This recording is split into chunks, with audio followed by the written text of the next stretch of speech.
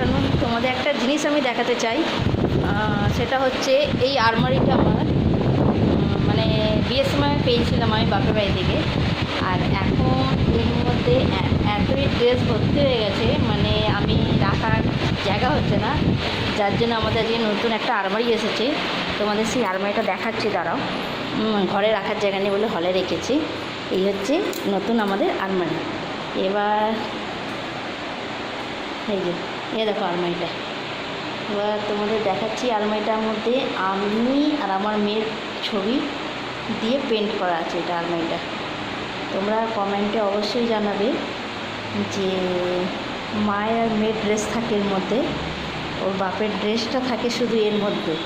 এই ছোটো এই কাঠের এইখানে আলমারি আছে একটা ছোটো মতো, এটার মধ্যে ওর বাবার কাপড় জামা থাকে।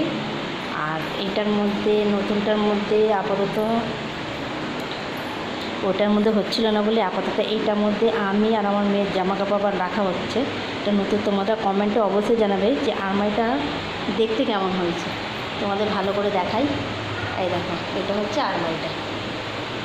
তোমরা কমেন্টে অবশ্যই জানাবে যে আমার আলমারিটা কেমন হয়েছে। আর এর মধ্যে তো আর পুরোনোটার মধ্যে ড্রেসটা হচ্ছে না বলে তাই জন্য নতুন আজ নিয়ে এসেছি। তোমরা অবশ্যই জানাবে যে আমাদের আলমারিটা কেমন দেখতে হচ্ছে।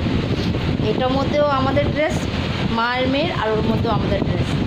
বাবারটা শুধু অল্প জামা কাপড়গুলো ওর মধ্যে রাখা হয়। চলো, ওকে বাই। নেক্সট ব্লগে আবার দেখা হবে। Tata, good night.